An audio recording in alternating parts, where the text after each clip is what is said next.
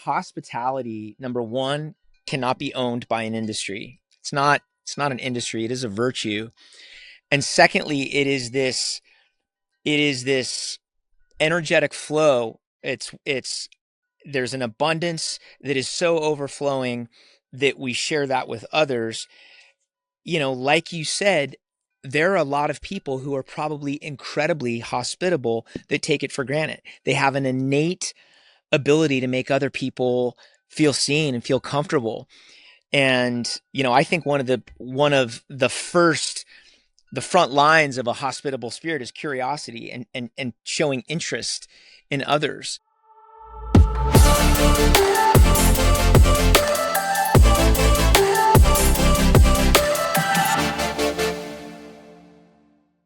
All right, everybody, welcome to the Future of Hospitality. Today I have a very special guest, Steve Fortunato. And Steve, so happy to have you here because you're an amazing, your journey has been pretty amazing, right? I just got to know you recently through a mutual connection, David. But then, certainly got here your wonderful book that Thank we're going you. to talk a lot about, but, Okay. the urgent recovery of hospitality. But you had a amazing catering company that you built. And so very, very honored to have you on the show. So thank you for being here. Absolutely. Thank you so much for having me. I'm happy to be Yeah. here. Yeah, yeah. So first, congratulations on the amazing journey that you've had. Uh, I won't get into the book right now quite yet, but in reading the book, because it was interesting. Like you had your parents, your childhood had a big influence on your eventual landing within kind of the hospitality space. And would you mind speaking a little bit about how that came about? And I don't know if you ever thought it would end up that way. It came about because I grew up in a hosting home. I grew up in a home that had people over for dinner often. My mom had a lot of attention to detail in how she hosted. I grew up with seasonal dishes, so uh, it sounds funny, but the home I was raised in had dishes on display. So in fall, there was a line of dishes, and the coffee cups and the sugar and the creamer and the cereal bowls and the plates were all a line called Burgund. I actually remember I remember the names of these dishes. And then in springtime, the Port Marion would come out. So I grew up in a home that hosted, that paid a lot of attention to detail, to how meals are served, how they're prepared. And I took that for granted as a teenager that needed gas money. So when I went to go get a job as a busboy, how I would engage with tables shocked the management that a 15-year-old knew table etiquette and had a comfortability around tables that a lot of his adult servers didn't have. And for me, I was just demonstrating my reflexes. I wasn't actually demonstrating anything. I was just acting in alignment with how I'd been raised.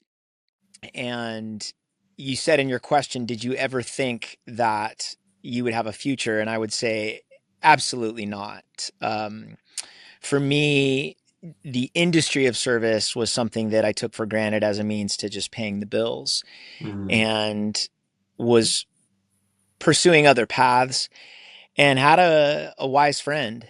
Sometimes life brings words and sage advice at really strategic times. And I was at a pivot point in my life. I graduated from college. I was really at an inflection point at what I wanted to do. And I was waiting tables to pay the bills while my friends were becoming partners at law firms. I Mhm. vividly remember, Cesar, working downtown Los Angeles. I worked for a fine dining white tablecloth institution, and being behind the bar and shaking a martini for guys I went to school with, Mhm. and just feeling that sense of where am I?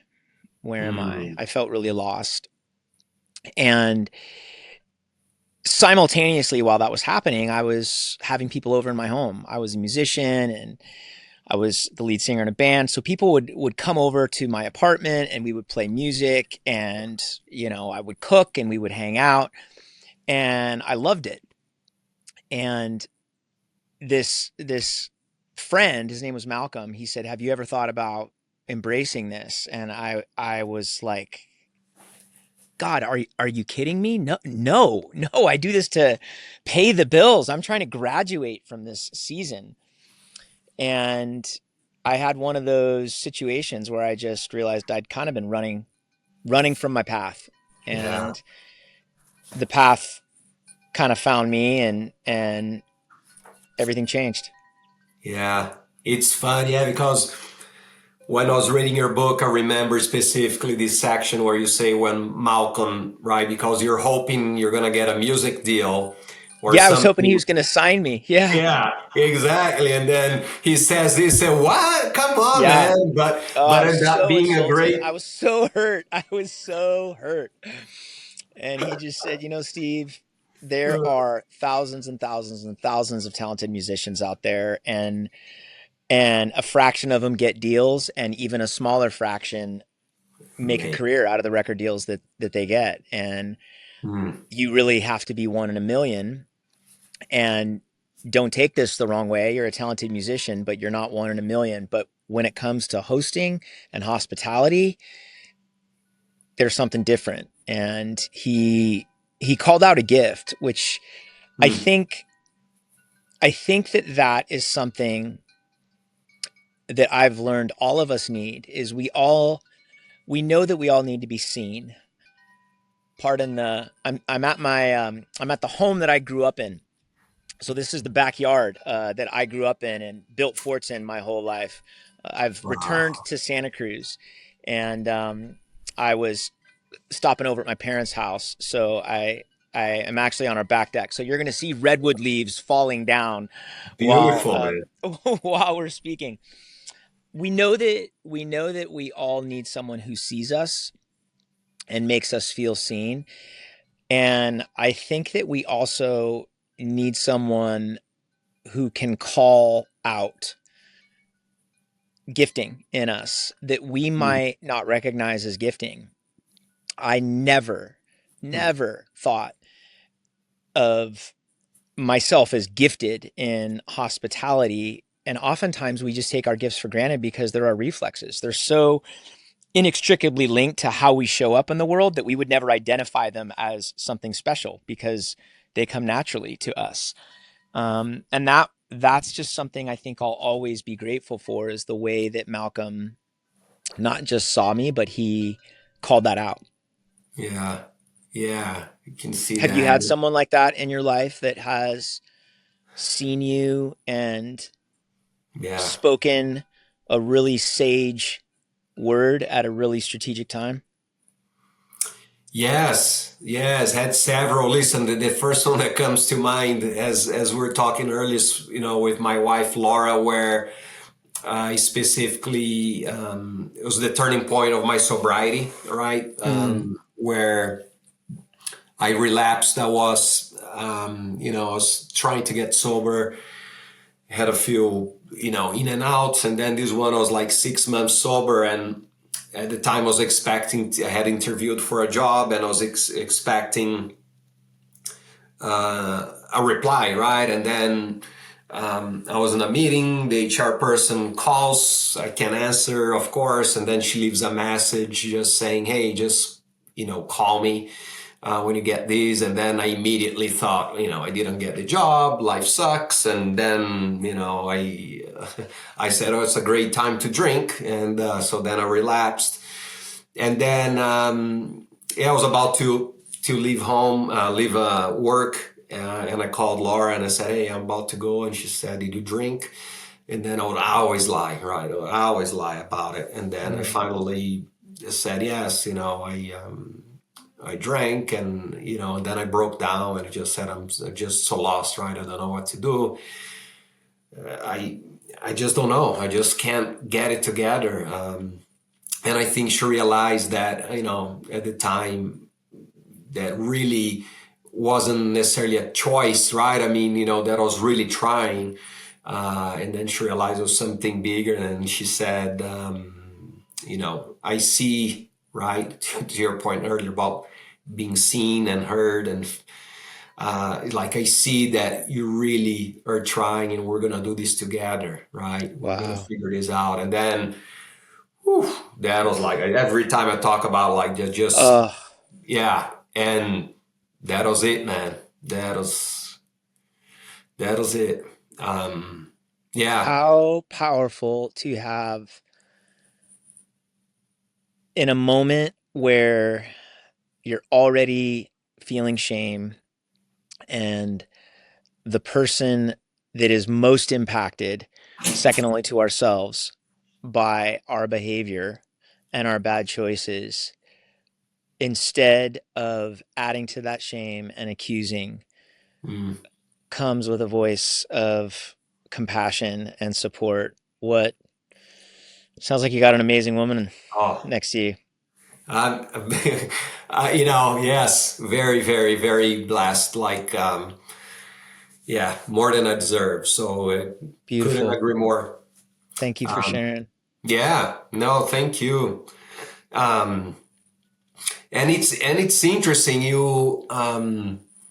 One thing that really stuck with me, well, there was a lot that stuck, and I had like so many notes, man. I don't usually take that many notes about a book when I read, but this one, like, I had a lot of things. But one thing that really stuck with me was like, you as a child, your childhood, because to your point, right? You grew up in a beautiful place, Santa Cruz, by the water. Like you had what sound like a good community, a loving family. But also you experienced some, hardships, right? You're bullied in school, and that kind of, I think like all of us, that kind of forces us to adapt and a lot of times create good habits and bad habits from being trying to do the best you can in the school, and then people calling you a nerd, and then you overcompensate by surfing the entire day. And Yeah. so how was that journey until you kind of start feeling that, okay, I'm finding myself and getting closer to that, to who I am? Um, well, I'm hoping that today I'm finding myself and getting closer to who I am. You know as well as anybody, it's one step at a time, one day at a time. I probably woke up to the reality that the programs that I had created in reaction and in compensation for what I had experienced were backfiring significantly. I Hmm. probably woke up to that, I would say, around 40. And I just turned 50. And it was hard. I have always been intentional about being my best self, and I've always taken my growth and my mental health and the roles that I play very seriously as a human, as a husband, as a father, as a business owner and leader. But I don't think that I saw that I had created an operating system that was really rooted in reaction until that time. Hmm. And I have had to work very hard to unlearn, to let go of stories that I identified with. When you when you identify and attach to a story, then the impact of that story, you are always in somehow relationship to that story. You're either adopting it and taking it on, you're reacting to it, you're rebelling against it. And so,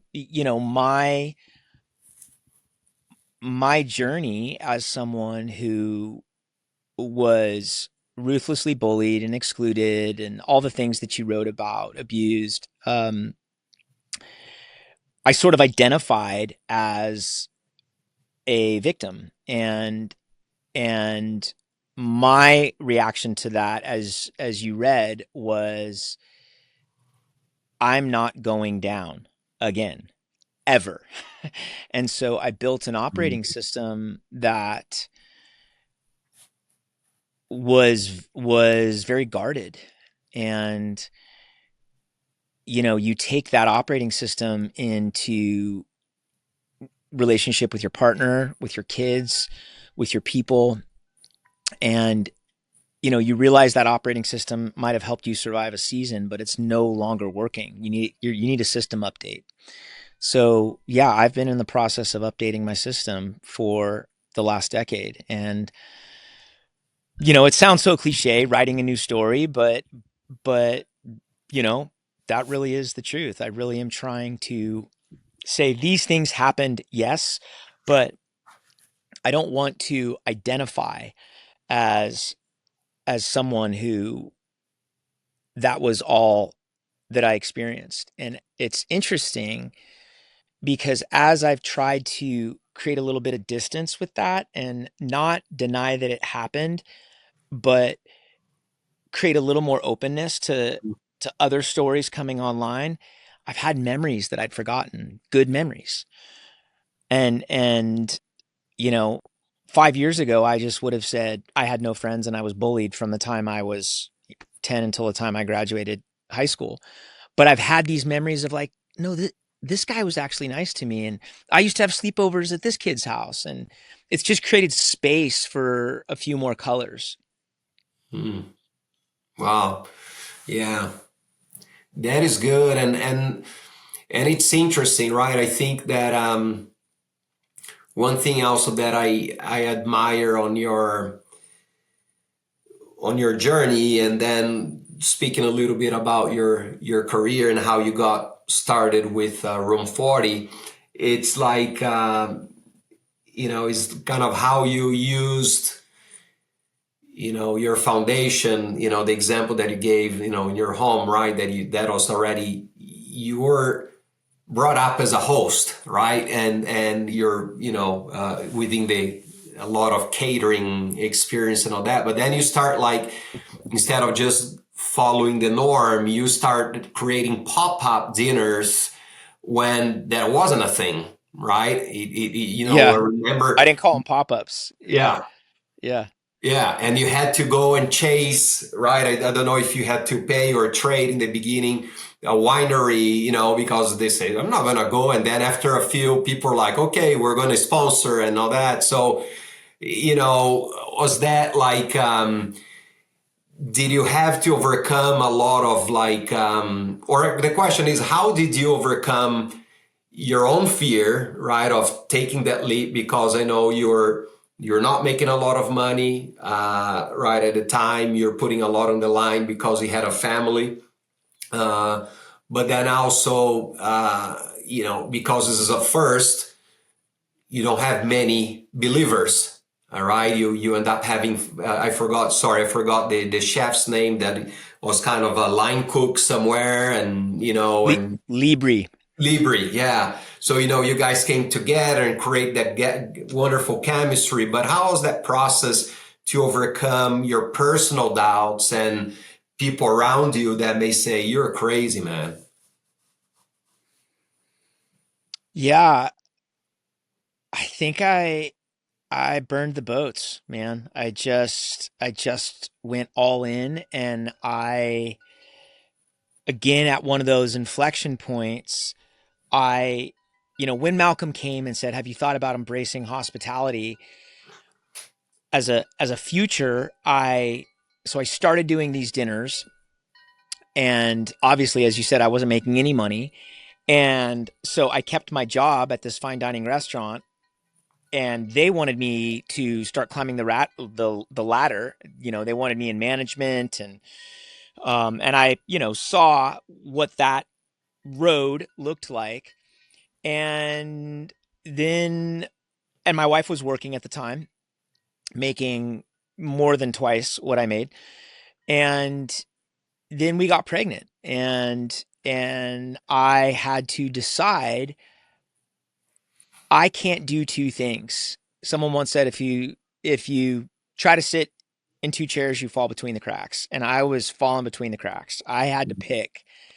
And honestly, I credit my wife. I I went to her and I said, I'm not going to be able to build Room 40 while having a job at this restaurant. I think I need to go all in. And she said, go for it. And it's the most unorthodox business launch you could ever think of. We had our first credit card as a couple.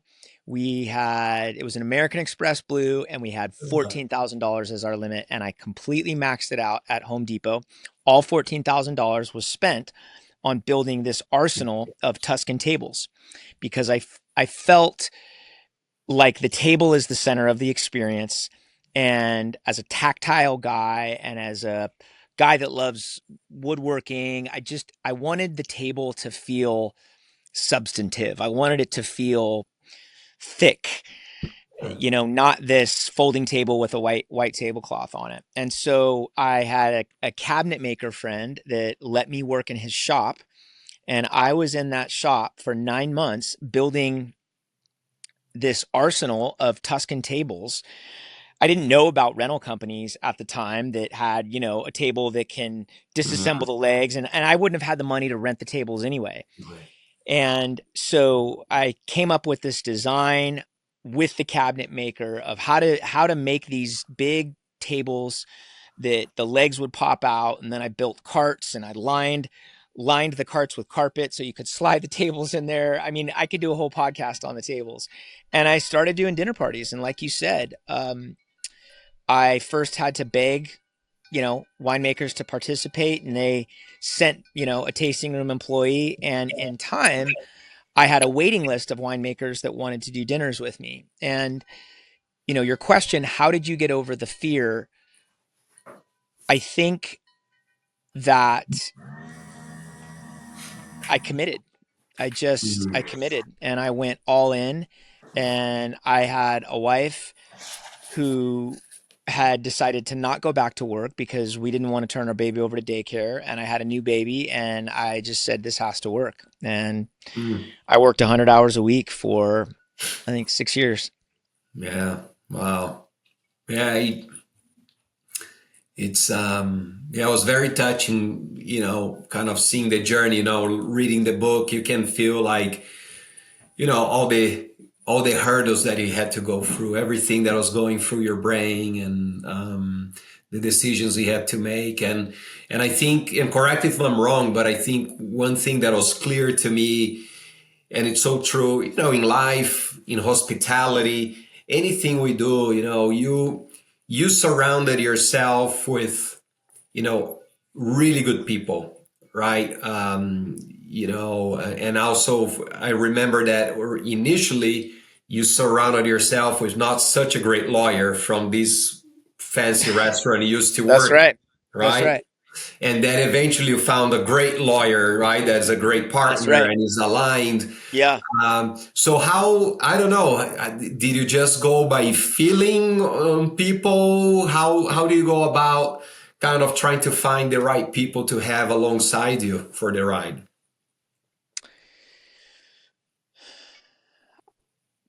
I think that if someone were to ask me, out of all the tools that you had in your bag as a fledgling entrepreneur who had never gone to business school and who didn't know anything about owning a business, what was the best tool? I would say an total comfortability with a beginner's mindset, with being the young grasshopper and asking anybody if I could buy them a cup of coffee, asking anybody for their input. People are so accustomed to being asked for their resources, but I think when you ask somebody for their input, they feel respected. And oftentimes, when you ask someone for their input, you get their resources as well. And so I was just coachable, and it became one of the fundamentals of how I ran my company. I've never, in the history of running my company and giving literally thousands of interviews, I've never heard someone say or admit, I'm not coachable. But people demonstrate coachability by how they respond in coaching moments. And I was coachable. And so I just sought out better players and I asked them for input. And I was a voracious learner and I read like crazy. I sought people out. I asked for input. I asked for feedback. And I think that between the input that I was being given, my gut sense, I think you really learn to trust your gut, and it's sometimes hard to hear your gut, especially when you're getting a lot of input. It's sort of a paradox, right? I believe wisdom is found in paradox, and sometimes I think our truest voice of wisdom is sometimes found through subtraction as opposed to addition, through getting out all of the content, getting out all of those extra messages, and actually getting down to that quiet place. We've heard the soul described as a wild animal, and if you want to hear your soul, just like if you want to see a wild animal, you don't go stomping through the forest. You go and you tiptoe into the forest and you sit at the base of a tree and you just wait. And eventually the wild animal of your soul will emerge. And so I would say, on one hand, I was getting a lot of input, a lot of addition. And on the other hand, it was a lot of subtraction and getting really quiet and really trying to hear my own inner compass as to what the path should look like. Mm, man, that's deep. That's yeah. It's funny now when you're talking. It reminded me of something Matthew McConaughey said. I think is one of his books, and he said exactly this. It's like, you start, instead of trying to figure out what, who I am, or something like this. Like I started doing by, what I'm not. That is much easier, right? To subtract and start figuring out kind of your true self. And I loved it, man. Like here, I enjoyed the cycles that you broke down, because it's very, you did an amazing job breaking down into very simple, into the visual cycle, and the virtual cycles. And I don't think it's shocking to anyone, to your point, when you think about the vicious cycle. It's all about, like, me, right? You're hosting to prove how great you are, right? Or how talented you are, like many chefs do. You take versus giving, and the fear is the driving factor, right? That's And right. then in the virtual cycle, it's about us. It's about hosting as an invitation. It was about them, not Yeah. me, right? Yeah. The economy of giving, empathy is driving, and it's interesting because it sounds so simple, but it's so not there. And it was fun. You took me in a journey with you when you're writing about that restaurant Luna, right? Mm-hmm. Where the experience, could have been so detached, right? It's like, how dare, right? You ask me for this, or this is how the chef wants you to order, or and actually I even took a picture this week. I was on the road and I was in a restaurant, and I took a picture. I'll send to you later. It's kind of on the bottom of the menu, says, no substitutions, please. And it's Yeah. like, Yeah. guys, how hard is it, right? It's like, is and so it's interesting. Like, you've been in business for a long time. You operated, a very successful company, and you're a speaker. I don't know, like, what do you think? Why do you think so many people get stuck in the visual cycle? You know, because to your point, sorry, I know, like you answered, but because to your point, you mentioned that, most people want to do the right thing, right? And Yeah. no one, very few people perhaps wake up to not be great, but most people want to do the right thing. They don't want to be just a taker. But why do you think that so many of us are there? Because I think most of us do not live feeling like we are enough. Most of us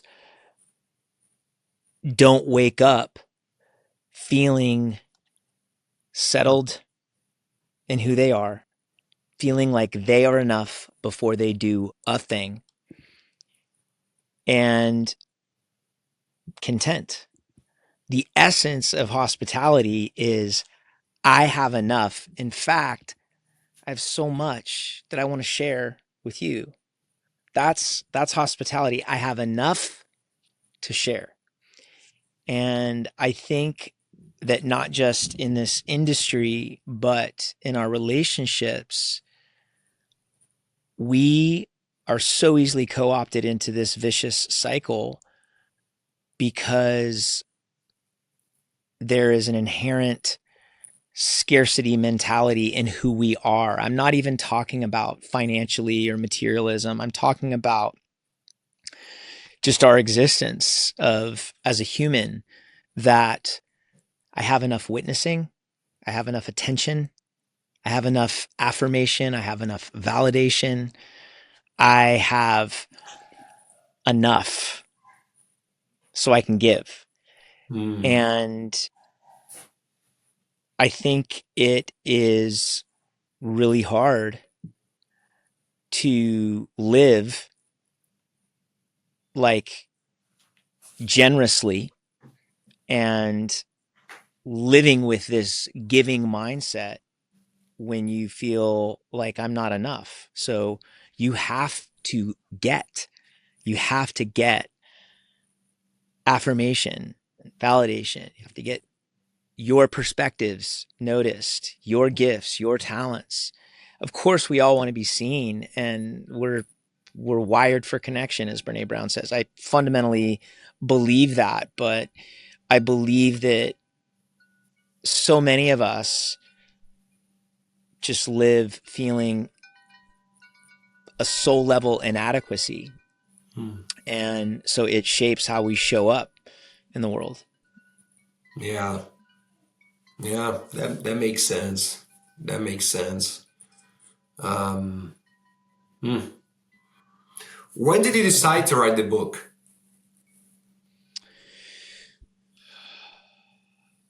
I probably decided to write the book maybe 3 years after I saw the cycles. I saw the cycles. I was sitting on my surfboard, as you read. I was sitting on my surfboard, sort of taking an inventory of where we were at as a company, and that's when I had this sort of epiphany. I am in a business that is all about valuing others, and I am here trying to get value.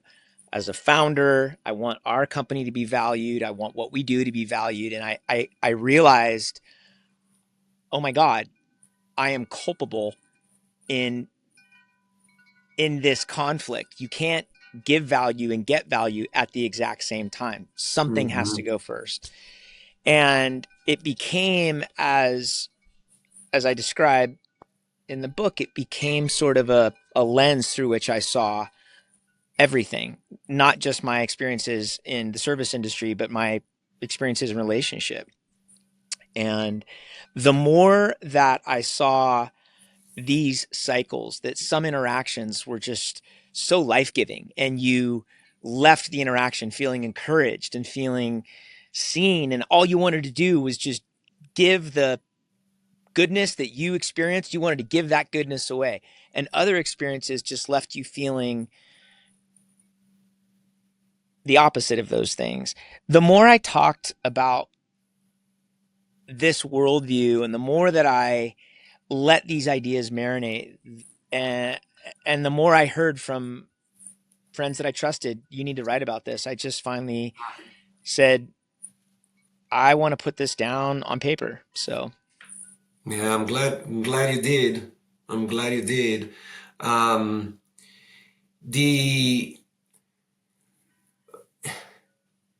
as you think about like your run in business, and I love like how at the end of the day, right, it's really just about being generous, right, being inclusive and being considerate of others, which it's to your points about what hospitality is, but looking also on your journey as an entrepreneur within the hospitality arena, what did you say to any young person, right, that may be considered or just entering, our industry, or maybe in another industry? What do you think would be some great lessons that perhaps you can share that you learned along the way?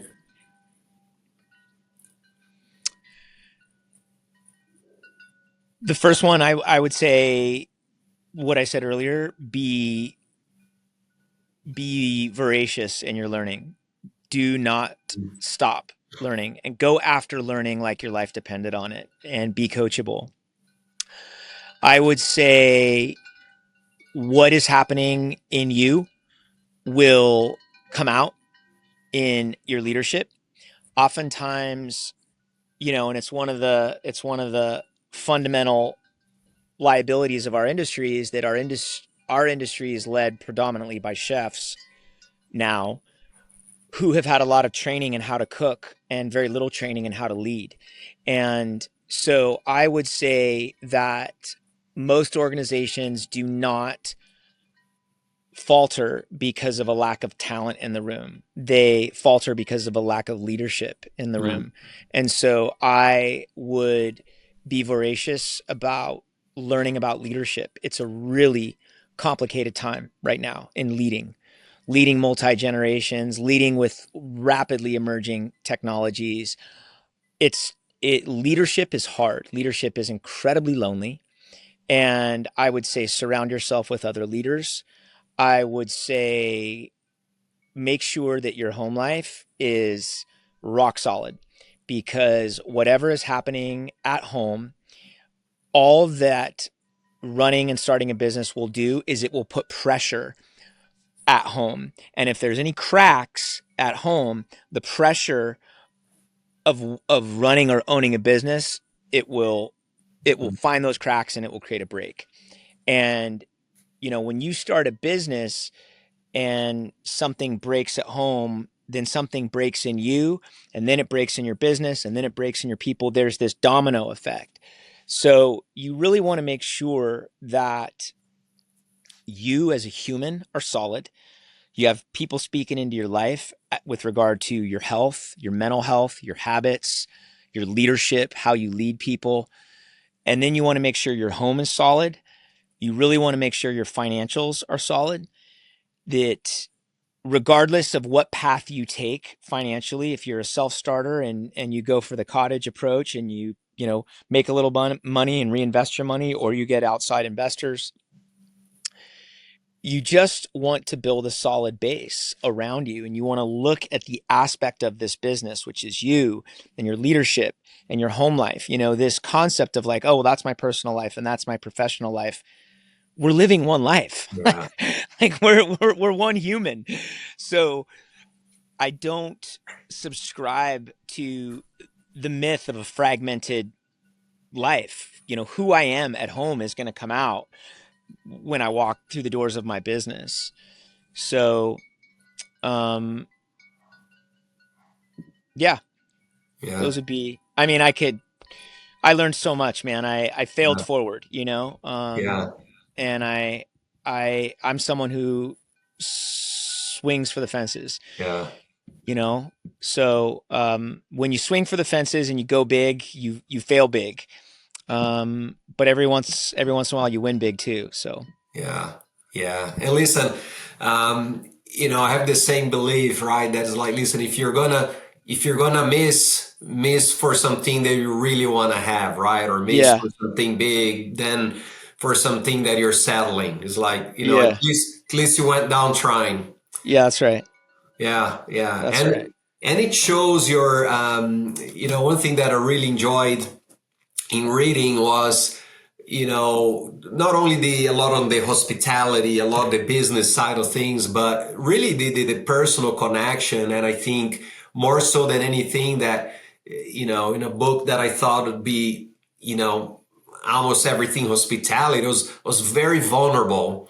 And one of the big learnings that I had, and was fun, is about addiction in a way, right? Because you describe addiction as attachment. And, even though I'm sober and been working through addiction, for many years, I never had heard or thought about it. And it's so true, right? And you said that your addiction was being right. When did that click on your head? And then tell a little bit what you did, because you mentioned you went to a retreat and all that. So what are some things that help you kind of have that aha moment? And then also, okay, now what, right? Oh, wow. What helped me have that aha moment? You, you're not going to like my answer, Uh, but you're going to resonate with it deeply, I think. I don't mean that in a presumptuous way, but just knowing a little bit about your story. I believe that sadly we suffer to get well. And so what helped me have that aha moment was suffering, huh, was conflict, was hitting my own bottom. And I have a lot of friends in 12 step, and I was always this is going to sound crazy, but I was always a little bit jealous that they could point to the one thing that was creating their suffering. It's ah, alcohol, it's drugs, it's this, because I'm like, I'm suffering. There's conflict in my relationships, but I'm not addicted to a substance. What's my problem?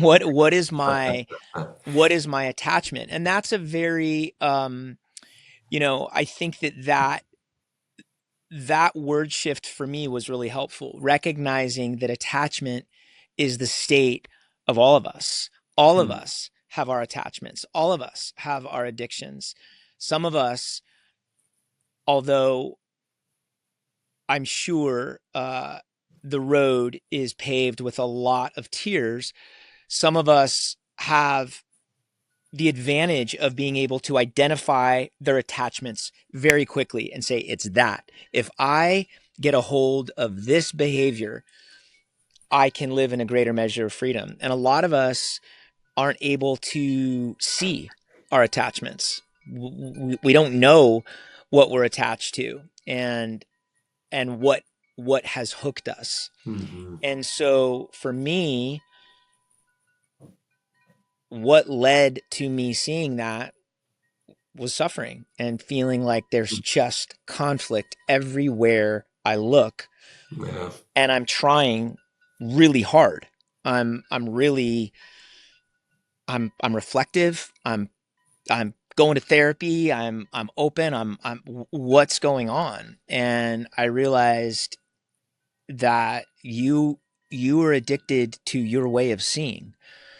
hmm, You presume that how you see is accurate, yeah, failing to recognize that every single viewpoint is a view from a point. hmm, hmm, So if you and I were to sit here and fight about perspective, about what we're seeing, and I said, David, sorry, Cesar, what do you see? I was thinking I was thinking of yeah, our friend in common, David. Cesar, what do you see?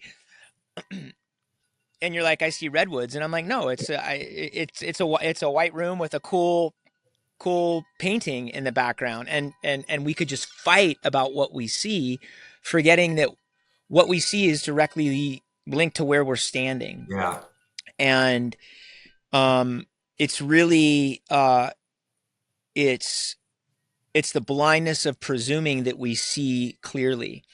And um So yeah, it Mm. it was a lot of conflict that led to me seeing that. Yeah, yeah. I think it comes to the point where, the story you're telling yourself can't be held true anymore, right? Because there's so much pain and so much, yeah, that is spot on. And then I have one question that I want to ask before we go, but before that, one thing that also, as you were talking, just came to me that I think a lot of people, um, was a great reminder for a lot of people is that, and I'm just kind of hopefully paraphrasing correctly here, but it's something to the essence that, a lot of times the things that comes easiest to us, right? Our gifts, our innate ability to do things are the ones that usually we dismiss the most, right? Or don't value just because of that, because it comes so easy that we don't think it's special, while to someone else that is like, whoa, like that person, really, you can do that. And I think that is something that is really important, that, for example, early on in my career and still times where there are things that I said, well, I mean, yeah, this is not special. This is just comes naturally. But I think having that ability to your point, be self-aware and be curious enough to recognize what you are great at, what your partner is great at, and so on, to really, to your point, lead in a way where you're optimizing and really lifting everyone up and finding that amazing, symphony of talent that is going to that common good. Yes, agreed. Yeah. Agreed. You know what the reason I said David is I was thinking about what I see in common with you and David. And the name of your podcast is The Future of Hospitality, and something that I really experienced in my conversation with David, I'm experiencing with you as well, and it is the spiritual component of hospitality. And by spiritual, I mean non-material. I mean the energies and the aspects of it that are unseen. And I think that until we acknowledge that that hospitality, number one, cannot be owned by an industry. It's not an industry, it is a virtue. And secondly, it is this energetic flow. It's there's an abundance that is so overflowing that we share that with others. Like you said, there are a lot of people who are probably incredibly hospitable that take it for granted. They have an innate ability to make other people feel seen and feel comfortable. And I think the front lines of a hospitable spirit is curiosity and showing interest in others. And I've been on a lot of podcasts, and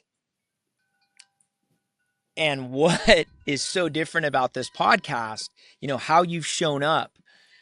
I mean, I've been on podcasts where, and I'm grateful for every opportunity and I love every conversation, but it's sort of like, we're here with Steve Fortunato, and Steve just wrote a book, and let's see, what's the title of this book? And they're reading the title, um, and and here you are, having taken the time to step in to my story and then show up with curiosity.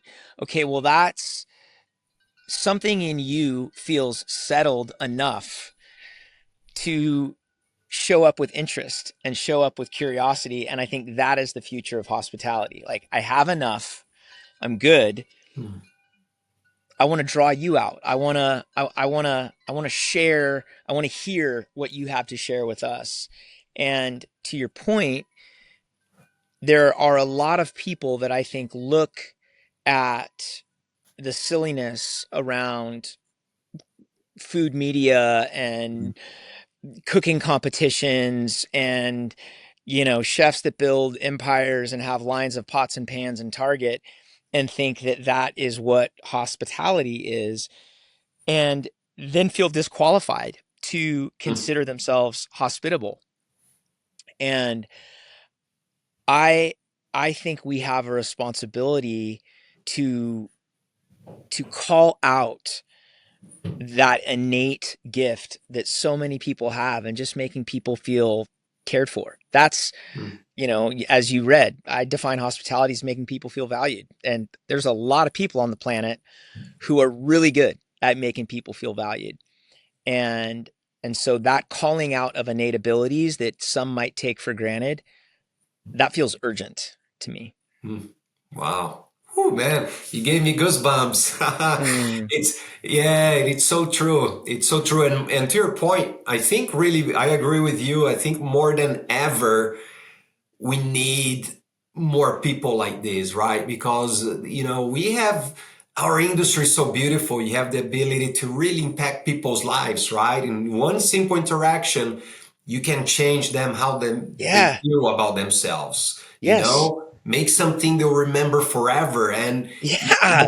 you know, I mean, the fact that we can architect a, a memory, like yeah, that's all we have, bro, is our memories.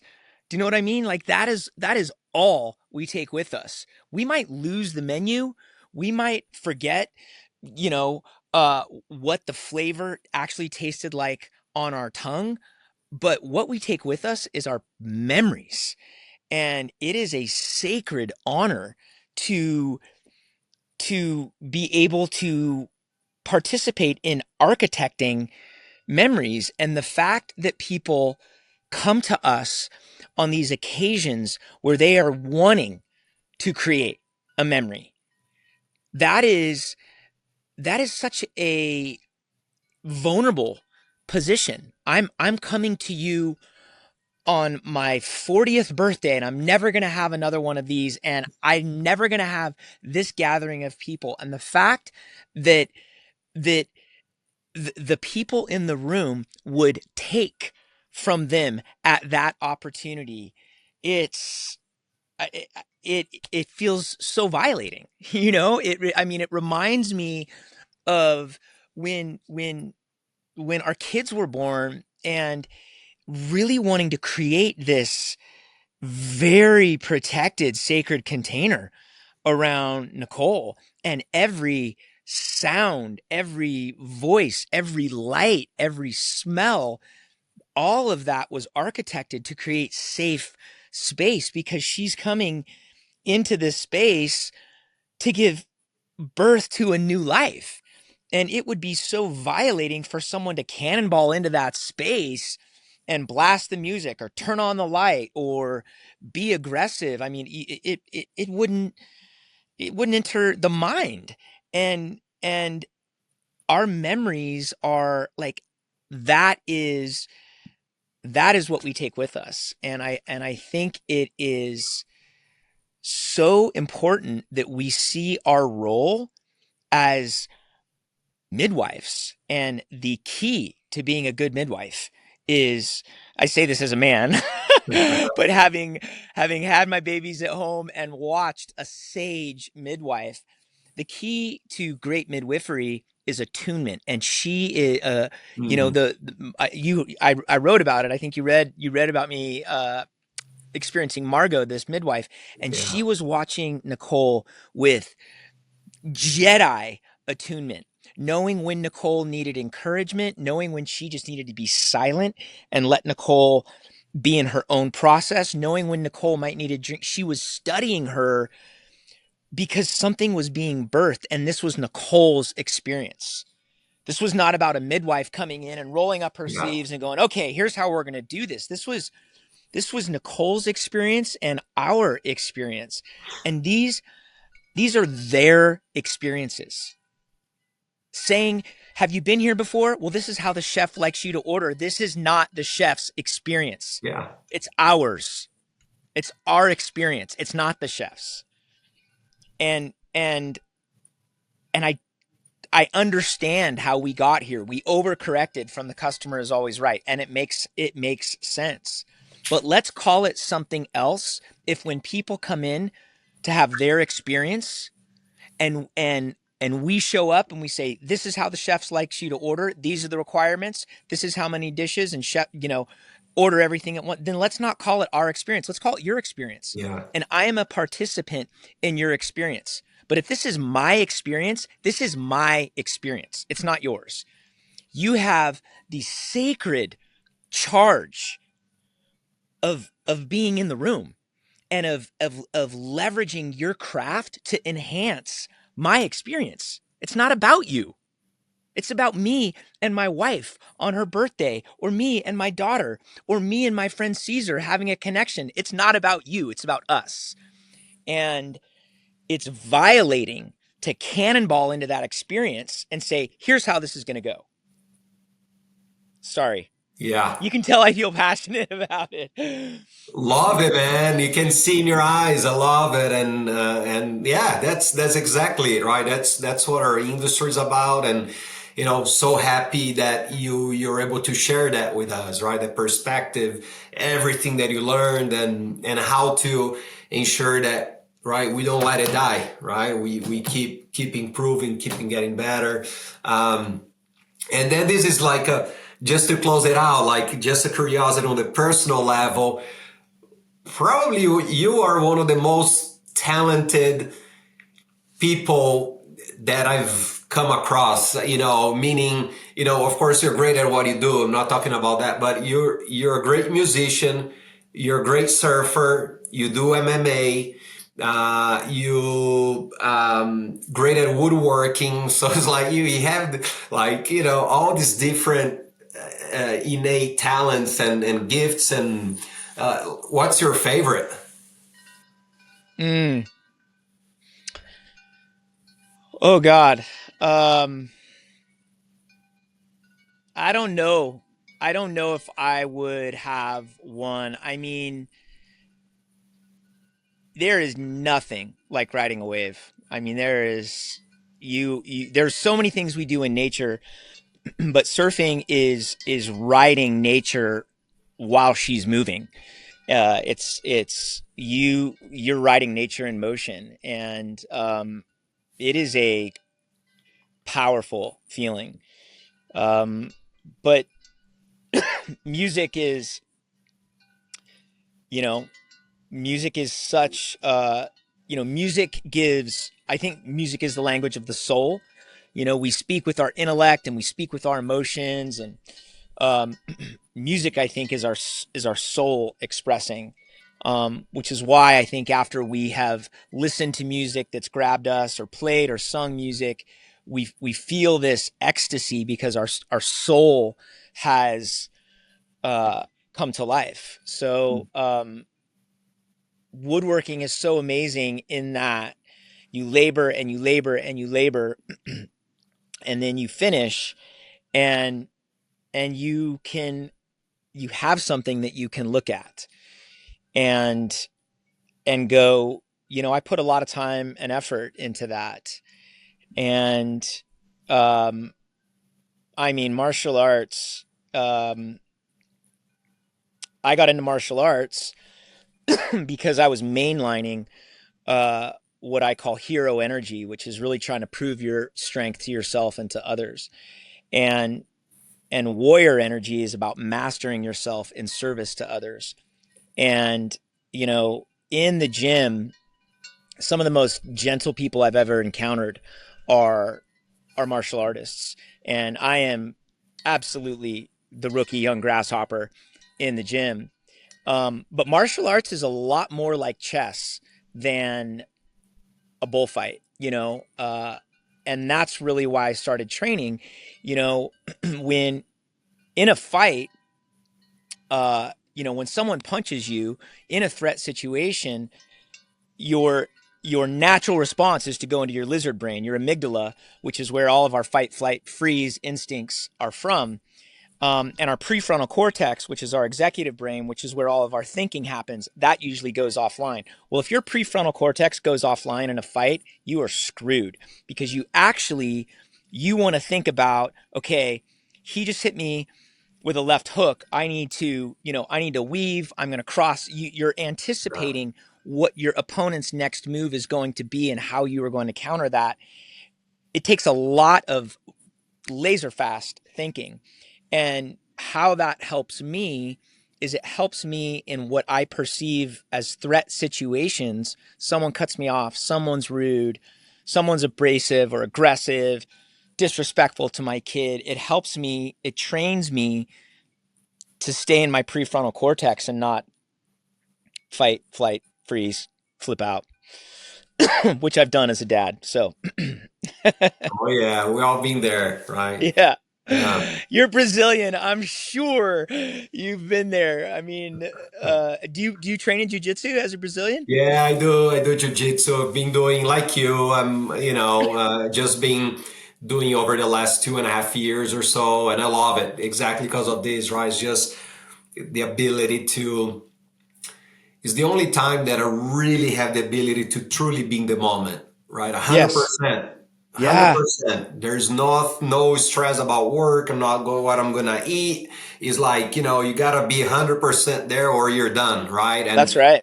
And just and just like to your point, it's not the aggression, it's just kind of how you learn about yourself, the opponent. And to your point, I love the energy about the people that I roll with and practice. They're the kindest people, right? That you Absolutely. engage with, and it's really a happy place for me.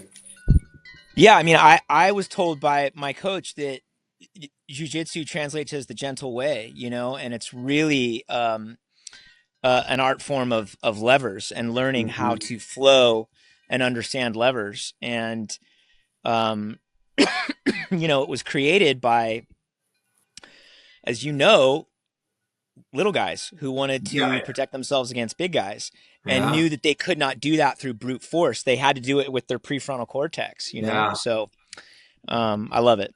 Yeah, yeah. Man, Steve, what a joy, what a Thank you. special opportunity for me to thank you for allowing for this conversation to happen. I'm sure the listeners will love and, honestly, highly recommend the book.